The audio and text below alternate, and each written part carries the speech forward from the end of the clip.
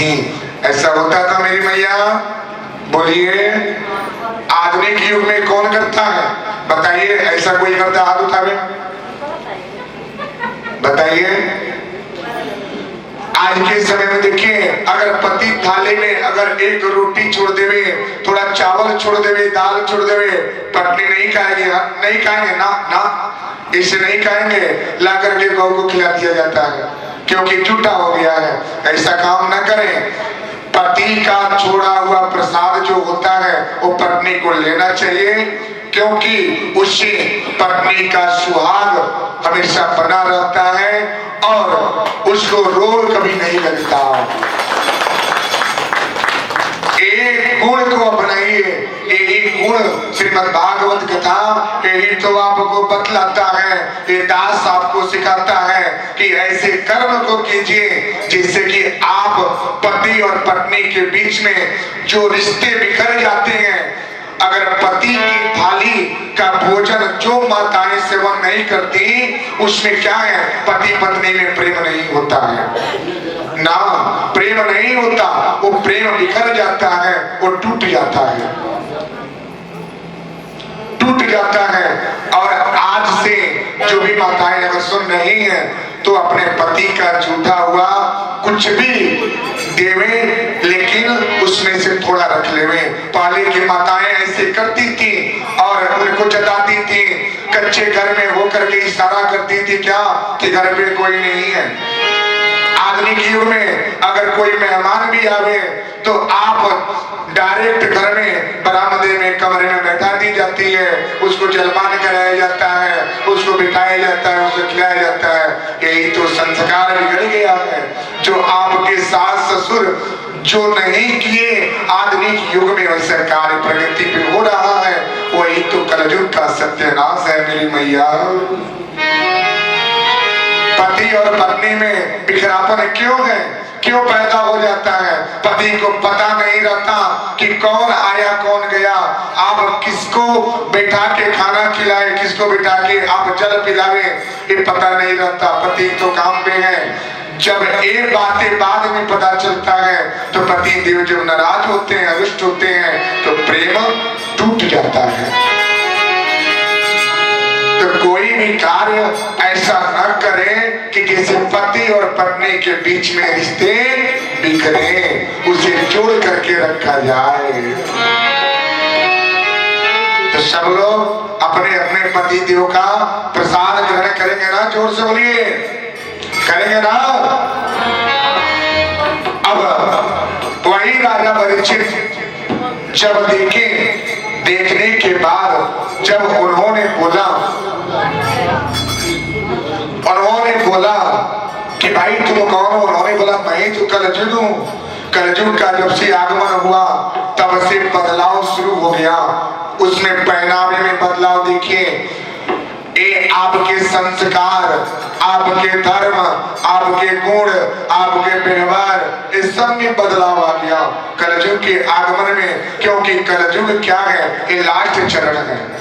कलयुग 4 चरण में एक कलयुग लास्ट है, अंतिम है। इसके बाद कलयुग का अंत जब होगा तो वापस कौन कहाँ जाएगा, किस रूप में जन्म लेगा, ये कोई नहीं जानता। तो अपने कर्म को, अपने धर्म को बनाए रखें, अपने कृत्य को बनाए रखें, यही आपका धर्म है, यही आपका कर्तव्य है। अब संस्कार क्या है? संस्कार के बारे में देखिए, संस्कार वो गुण होता है जिससे आप ऊंच से ऊंच शिखर तक पहुंच सकते हैं। पल्लू आज के डेट में देखिए, समय में देखिए, किसी माता के ऊपर पल्लू नहीं रहता ना, पर्दे नहीं है। जेठ कौन है? जेठ के सामने पर्दे हटा देते, ऐसे खड़े होके बात करते हैं क्या कि जैसे लगता कि उनसे बड़े आप ही हैं। ऐसे खड़े होके बात की जाती है। ससुर आ गया, ससुर के सामने पहनावा देखिए, वो खड़े होकर के, वो न पल्लू है न कुछ। ससुर आया, बहू भोजन बना कि नहीं? हाँ पिताजी बन गया, आइए बैठिए भोजन कर लीजिए। कोई पल्लू नहीं, कोई संस्कार नहीं, ये लुप्त हो गया है, ये सब लुप्त हो गए। और जो लुप्त हुआ है उसको आप अपने पास रखें, जिससे आपका जीवन सुखमय व्यतीत हो। अब राजा परीक्षित जब ऐसी बातें पूछे, कलयुग बोले मैं तो कलयुग हूं। राजा परीक्षित ने बोला कि भाई हमारे राज्य में तुम मत रहो, तुम्हारा रहने का ठिकाना नहीं है, क्योंकि ये धर्म निष्ठा ये क्या है, राज्य है, यहाँ पे तुम नहीं रह सकते। अब कलयुग ने बोला महाराज मेरा समय हो गया है, मेरा समय हो गया है, आप लाख करेंगे फिर भी हम यहां से नहीं जाएंगे, क्योंकि मेरा वक्त आ गया है। राजा परीक्षित बार बार उनको समझाए, इन लोगों में युद्ध तक आने की बारी आ गया। अब जब यहां तक आ गई, अब जिसको जितना होता है, जिसको अगर घर पे राज करना होता है, थोड़ा नम्र होकर के अपने पति देव अपने घर गृहस्थी में सबसे शांत स्वभाव का होता है। जो सबसे शांत होता है उसके पास ज्ञान बहुत होता है। बोलना ही क्या है, आप लाख बोलने वाले को एक चुप्पा व्यक्ति होता है, शांत व्यक्ति उसे थका सकता है, क्योंकि उसके पास ज्ञान है। 10 बातें बोलिए और वो एक बात बोलेगा, उससे आपके 10 बातें नीचे हो जाएगा और एक बातें उसका ऊपर हो जाएगा। अब वो नम्र होके बोला महाराज मुझे भी आप क्या करें, रहने का ठिकाना दें, हम भी रहना चाहते हैं। राजा परीक्षित ने बोला क्या ठीक है, रहने का ठिकाना इतना जिद करते हैं तो रहने का ठिकाना हम देते हैं। उन्होंने कहां पे रहने का ठिकाना दिया? 4 जगहों पे कलयुग का रहने का ठिकाना राजा परीक्षित ने दिए। कौन सा? दौतम पानम स्त्रियाम सोना, दौतम पानम स्त्रियाम सोनाम यत्र धर्मस्य चतुर्विधा। अपने धर्म के अनुसार राजा परीक्षित ने बोले क्या, एक राजा होने के नाते उन्होंने 4 जगहों पे कलयुग का रहने का ठिकाना दिए।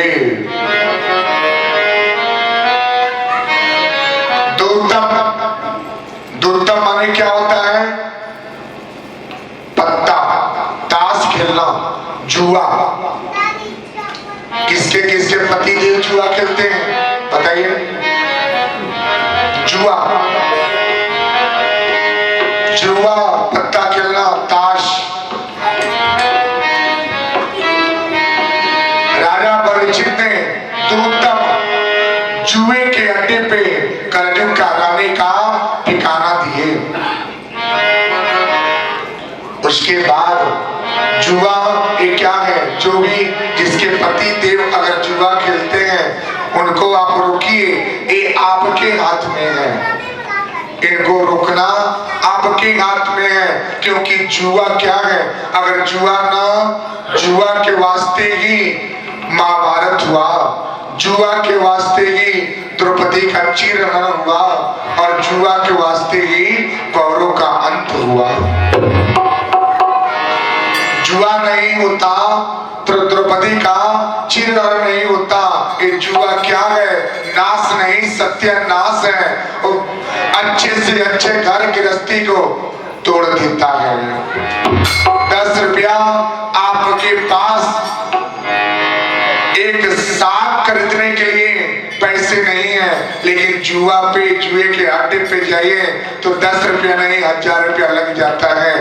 घर पे आपके पति, आपके पत्नी, आपके बच्चे भूखे रह जाते हैं, लेकिन जुआ छूटना नहीं चाहिए। वहां पे जाकर के 100-200 रुपए का जुआ हो जाता है। तो ऐसे जो करते हैं वो परित्याग करें मेरी मैया, इसको आप रोकें, ये नाश नहीं। तो इसको अगर परित्याग कर देवे तो जीवन कुशल मंगल हो जाता है। जिसके घर पे हुए इसको परित्याग करावे।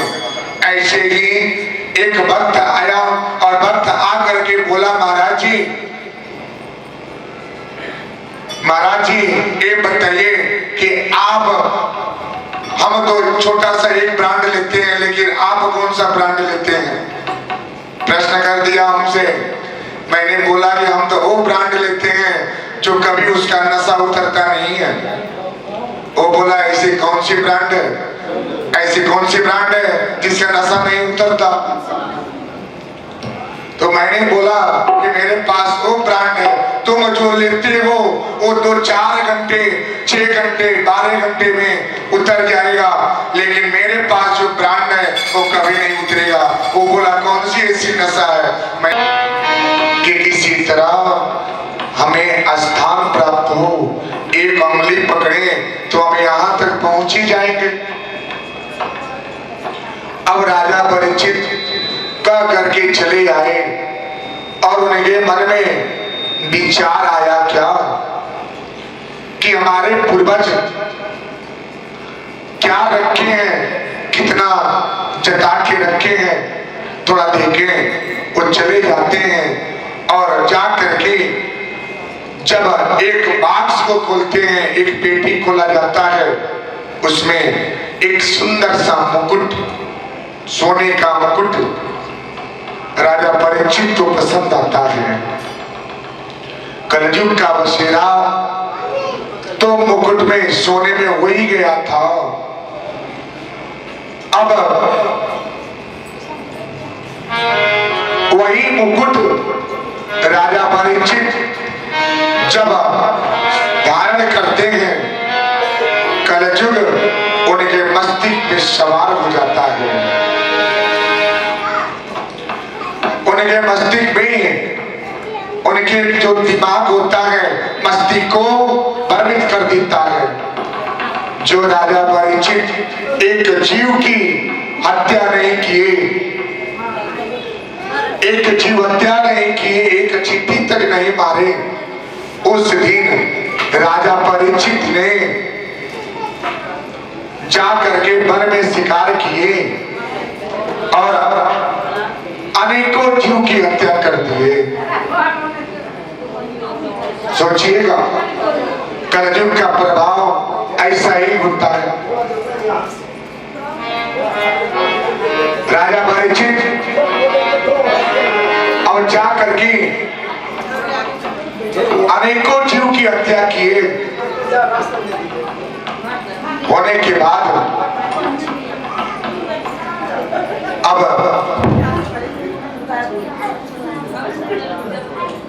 जाते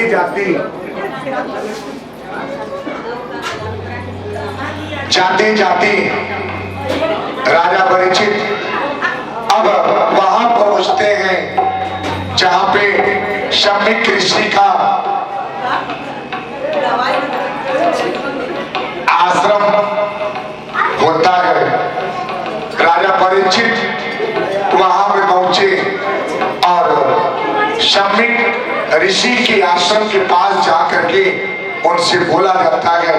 राजा परीक्षित ने उन्हें बुलाए। राजा परीक्षित कई बार उनको आवाज देते हैं, लेकिन शम्मिक ऋषि ध्यान में थे। राजा परीक्षित को लगा कि मेरा अपमान कर रहे हैं, क्योंकि कलयुग का वास हो गया था। अब राजा परीक्षित अपमान समझ करके उनके गले में मरा हुआ सांप ला करके गले में डाल देते हैं।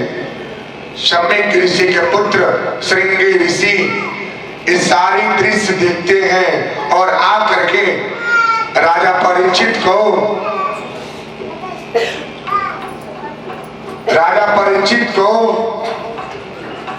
श्राप दिए क्या कि राजन, जिस तरह से मेरे पिताजी के गले में आप मरा हुआ सर्प डाले गए, 7वें दिन यही सर्प आपको डसेगा और डसने से आपकी मृत्यु हो जाएगी। अब राजा परीक्षित उस समय भी नहीं सूझा। ओ महासी,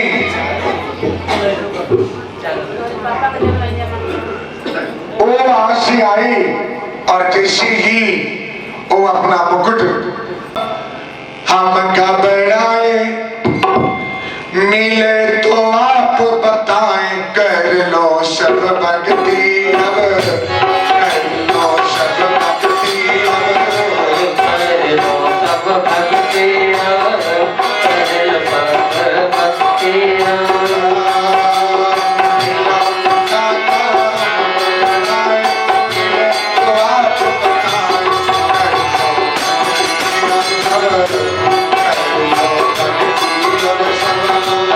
कर लो भक्ति अब, कर लो भक्ति अब।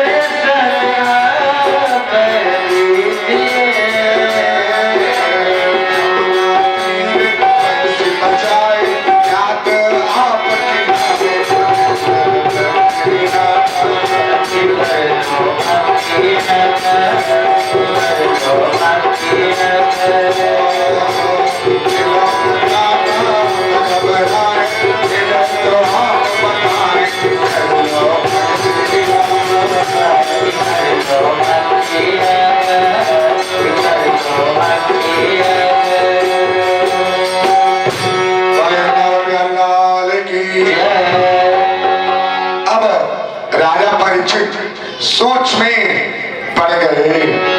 अब करे तो करे क्या, करे तो करे क्या।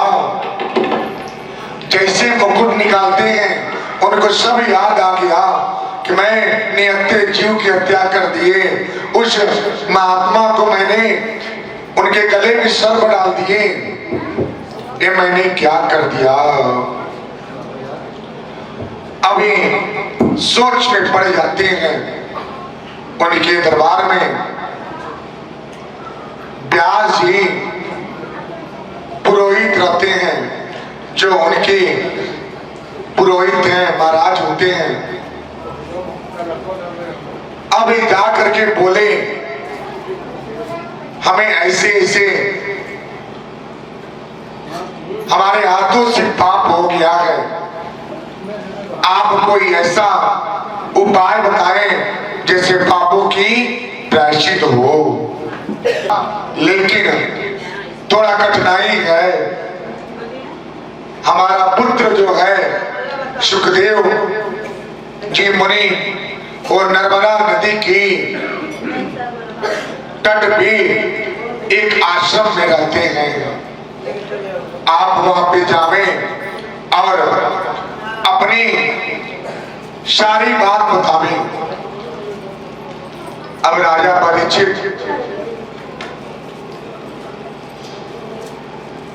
जाते हैं। जाने के बाद अब उनसे अपनी व्यथा सारी बातें बताए। महाराज मैंने ऐसे ऐसे कर्म किए हैं, कोई ऐसा उपाय बताइए जैसे पापों की प्रायश्चित हो। एक ब्राह्मण का अपमान और एक ब्राह्मण को अगर हाथ उठा करके अगर मारे तो 100 गाय का दोष लगता है, ब्रह्म हत्या लग जाता है।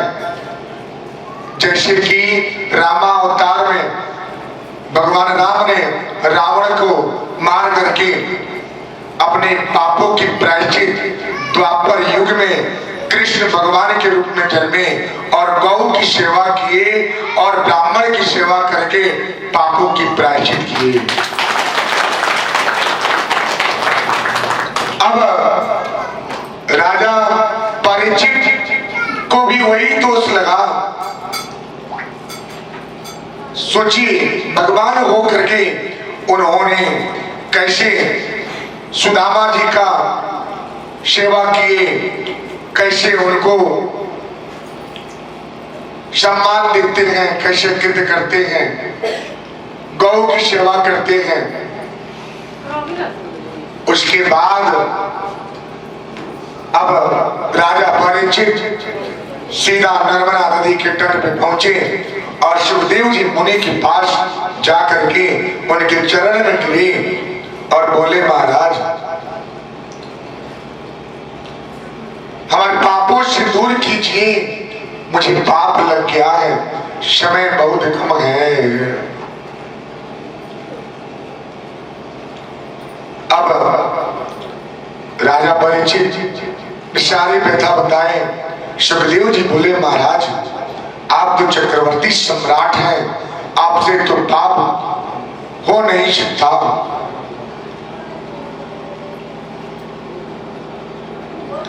ऐसे ही 4 वर्ग के ब्राह्मण, क्षत्रिय, वैश्य और शूद्र, ये 4 लोग होते हैं। चारों जन का क्या है, मृत्यु हो जाता है। चारों जन का जब मृत्यु हो जाता है तो स्वर्ग के यमराज के दरवाजे पे चारों जन पहुंचते हैं और पहुंचने के बाद ब्राह्मण, क्षत्रिय, वैश्य, शूद्र, ब्राह्मण देवता बोले क्या सबसे पहले यमराज हमें बुलाएंगे, क्योंकि मैं धर्म का कार्य करता हूं, पुण्य का काम करता हूं। क्षत्रिय बोला सबसे पहले मैं जाऊंगा क्योंकि मैं सबकी सेवा करता हूं। वैश्य बोला मैं जाऊंगा, शूद्र बोला मैं जाऊंगा। चारों लोग आपस में टकरा गए थे। समय आया, शूद्र जो सबसे छोटा था वो सारी तीनों जन की बातें सुन करके शांत भाव से बैठा था। अब जैसे यमराज ने स्वर्ग का दरवाजा खोला, यमराज के दूत ने जैसे स्वर्ग का दरवाजा खोलते हैं तैसे ही ब्राह्मण देवता की पहले क्या होता है, नाम आता है। पहले आप ब्राह्मण देवता यहाँ से चल करके उस गेट के पास जाते हैं और गेट के पास जाने के बाद वहां पे हिसाब हुआ, लेखा जोखा, ये बताइए आपने कितना पुण्य का काम किया है। ब्राह्मण देवता बोले क्या, मैं शादी विवाह पूजा पाठ जप तप कराता हूं। अब यमराज के दूत ने बोले ये बताइए तो कौन सा धर्म का कार्य करते हैं, क्या आप निस्वार्थ होकर के बिना दान दक्षिणा का किसी का विवाह कराएंगे। ब्राह्मण देवता सिर नीचे हो गया। बारी आई क्षत्रिय राजा की, राजा भी दूसरे नंबर पे पहुंचे। यमराज जी के दूत ने बोले कि ये बताइए आपने अपने जीवन में कितने अच्छे कर्म किए हैं। उन्होंने बोला मैं अपने राज्य में किसी को भूखा सोने नहीं दिया हूं,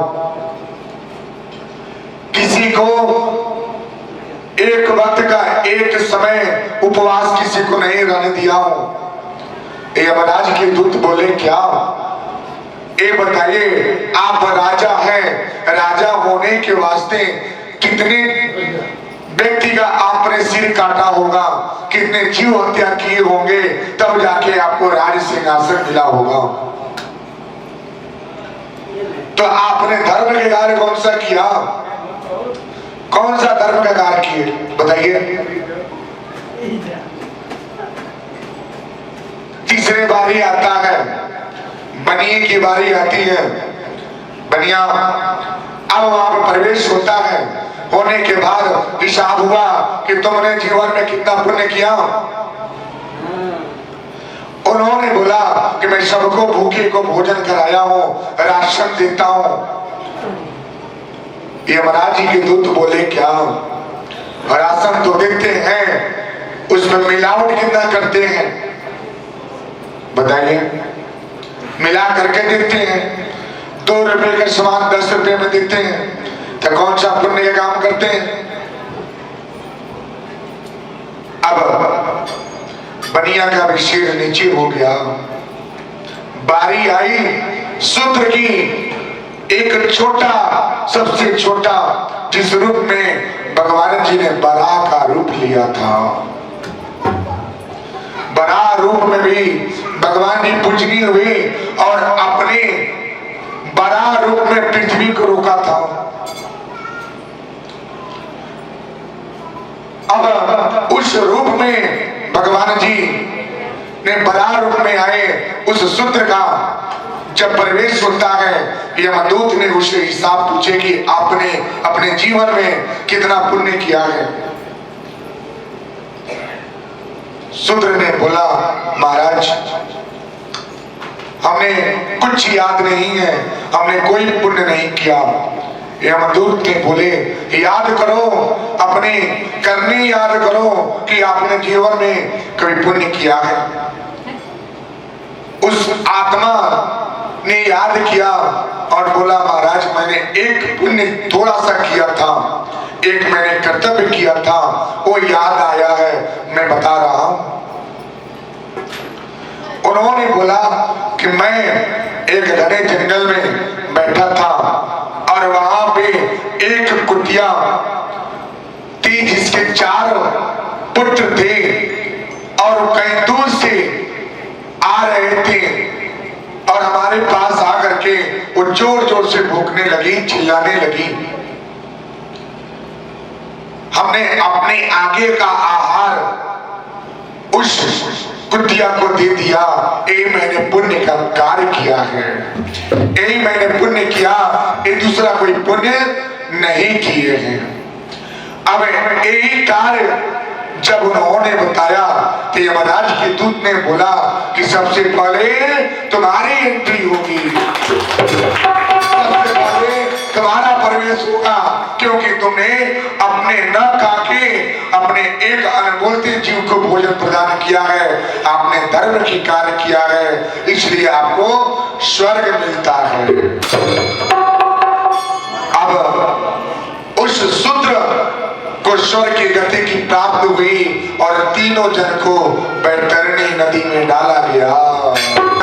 इस घर पे गए, किसी का ध्यान इस मंच की तरफ है, तो सब लोग ध्यान जब करेंगे तभी भक्ति होगी।